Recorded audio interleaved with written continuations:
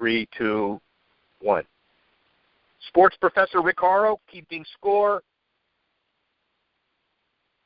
Hold on, there was a blip. All right, here we go. 3, 2, 1. Rick Horrow keeping score of the business world. Obviously, big issues this week as always, but even more than that, we have playoffs coming to a head over these months. The Stanley Cup playoffs, significant event, in many ways more intense than a lot of the other sports and a lot of the other deals around not only NHL but globally as well. A series that we have that includes as many owners as are making the marks in the National Hockey League, Gary Bettman, Bill Daly, and others. Tom Gaglardi, owner and governor of the Stars, president of the Northland Properties Corp., largest family-owned hospitality company in Canada, head office in Vancouver, but he's a man of the world, clearly, and the Stars ascending like never before. Tom, how are you? Oh, I'm great, thank you. Good. Excellent. 3 years as owner of the Stars, coming into a situation, hiring Jim Lights, tapping Mike Modano, installing Jim Mitnill, all of the on-ice issues and off-ice issues as well. First, how hard is it to have a Canadian hockey is intense mentality and run a significant business in Texas? I don't think it's a lot different. I think that you've got to find ways when you don't live in a market. Like I don't reside full time in Dallas. That you've got to find ways to connect to the community, and we've worked hard to do that. And so step one for me was when I arrived as owner in late 2011. We had a pretty depleted organization, and so we had to build it back. And the first step was finding someone to run the business. And I was introduced to Jim Lights, who had run the franchise previously, and before that, come from one of the best-run organizations in sports, as far as I'm concerned, the Detroit Red Wings. And he's a local Dallas fellow with deep connections throughout. So coaxing him to come on board at that point in time was frankly a turning point for the franchise, and Jim's done a marvelous job of leading the rebuild. And the brand is rebuild is a good way to put it. Obviously, nobody's happy until they're hoisting the cup, but I assume you're pleased with the progress the Stars have made in the last year, both on and off the ice. Oh, very much so. This was the most successful, Southern franchise in the National Hockey League by quite a margin for many years. What people don't know about the Stars, perhaps, is it was a top 10 revenue team in a 30-team league. So it had good pedigree, and but for a period of time it had lost its way and caught up in. With a large debt problem, and these teams can go backwards in a hurry. So a lot of talent had left. The organization did a good job of drafting and was well stocked from a talent perspective with young guys. But on the business side, it was in pretty rough shape. So. But as I say, we're back at it now and climbing up the rankings quite high, and by every revenue measure, and the prognosis is great. But this is a franchise that was great before, so we're not charting new territory. This is just getting the Dallas Stars back to what they used to be, which was one of the great franchises in the league. Tom Gaglardi, owner and governor of the Stars. Is it? We all know you've been a successful hospitality industry maven, let's put it that way, president of Sandman Hotel Group. At I see 23. Is that a typo? Is 13, 23? Pretty young, huh? I mean, that's what the bottom line is. A little older than that. A little older than that, but you clearly have a bent for hospitality. Done it for a long time. Is running a hockey organization similar or different than running a hotel chain, running a series of restaurants, et cetera, et cetera? Well, I find them very similar, and that's a little bit. Hockey's a great passion of mine. I've played since I was 5 years old, and I've got 3 young boys who all play, and it's in my blood. And so one day when I got the silly idea that I'd like to own a hockey club, and I think that would be fun for me in my life, and then believing that I had the skill sets to be involved in something that could possibly be quite good. So. And part of the reason I got there was I was very, very comfortable with the business. It's it's about creating a great product and a great fan experience, the same way that you have to do it in a restaurant or a hotel. It's about inventory that expires nightly and daily, and so it's there's no long-term leases per se. You've got to get out and earn your tickets and earn your room sales, and you got to stay on it. And it's about customer service as well. So those are all traits that I'm comfortable with and grown up with, and so I don't find the businesses all that different.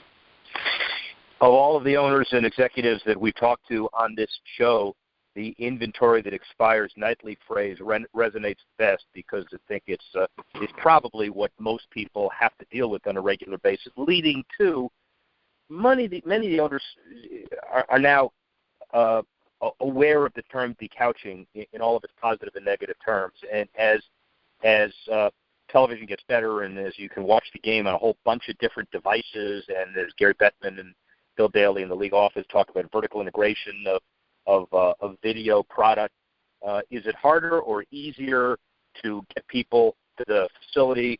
How important is it to maximize revenue in a high-quality media perspective, but also defining a positive and unique experience for those that want to come to the game? Can you do both? Well, I think you can, and the internet has had huge ramifications on virtually every business that there is, and sports is no different. Luckily, the live fan experience is something that you really can't replicate on a device or on television. But HD TV and the plethora of channels, and the fact that you can buy a channel. I mean, I think about growing up. I mean, we only see 1 or 2 games a week on TV.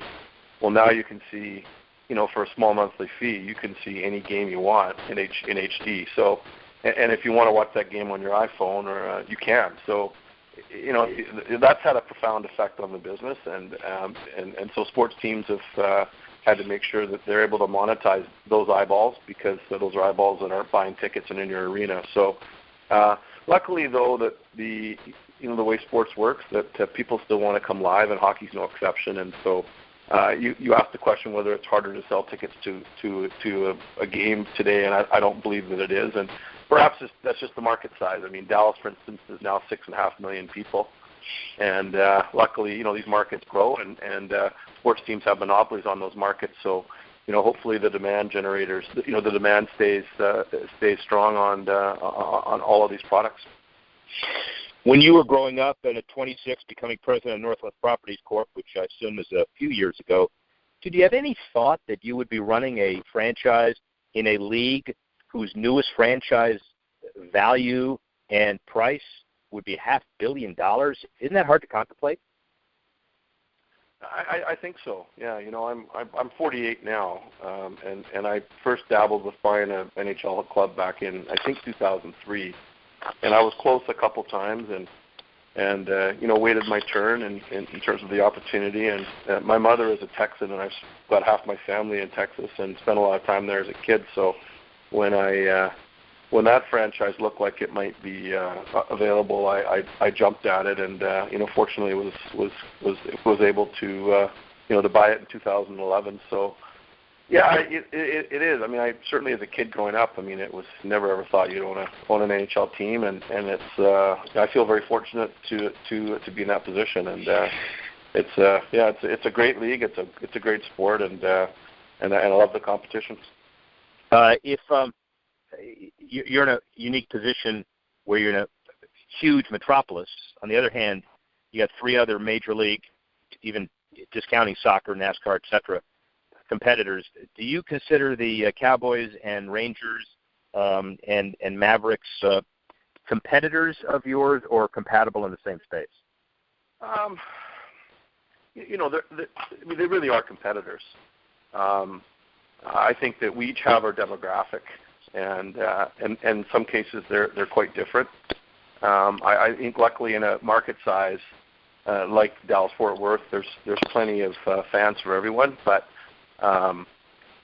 you can see attendance and certain things that tend to go with the team that's best. So, you know, there's been years when the Mavericks weren't very good, and so that made other teams perhaps a bit more successful in revenue, and that's something you'd expect. There are fans that will trade between sports depending on who's successful, and you know, everyone loves a winner. So there's a bit of that, but you know, right now we've got a competitive Mavericks team and drawing very well, and the Rangers are you know, an outstanding club, and you know, we had the second best record in the league last year. So I think that all of us are prospering and growing revenues and are pretty pleased with where we're at.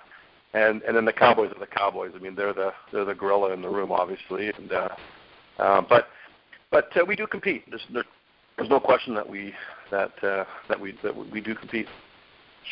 Tom, where's the league 10 years from now? Give me crystal ball.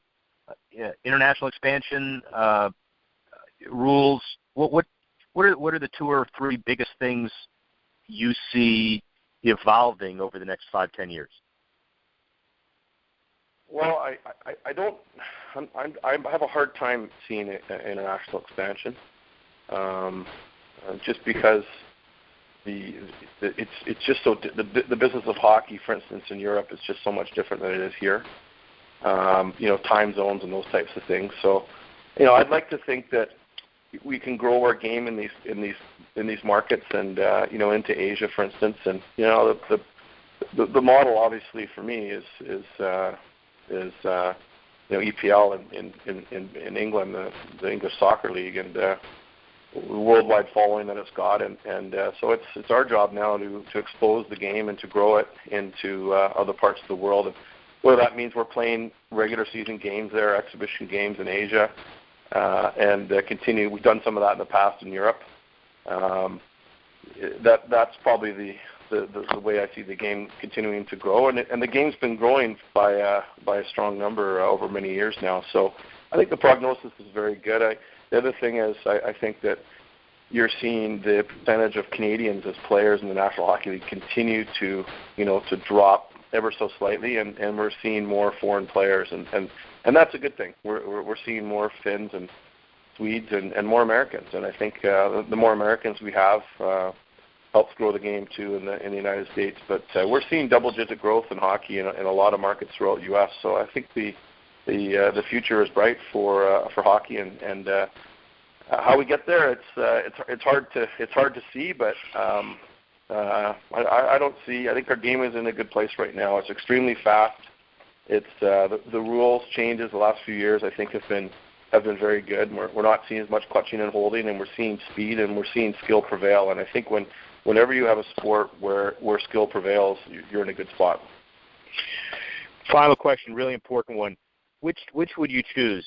You're on the shores of Kamloops Lake on your favorite golf course with family and friends watching, and you have a hole-in-one, or the Stars win the Stanley Cup. Choose. Well, that's not even close. Although my favorite place in the world is to be at the lake where I grew up. Holding the Stanley Cup would definitely be number one. That's the goal. Spoken like a true executive and owner, and he speaks with the heart. Tom Gaglardi, owner of the Stars, hockey maven, real estate maven, hospitality maven. Rick Horrow will be back in a couple of minutes. Hey, Tom, that was awesome. I really do appreciate that very much, and we'll get this to you in the next couple of weeks. My pleasure. Take care. Thanks. Bye. Bye-bye.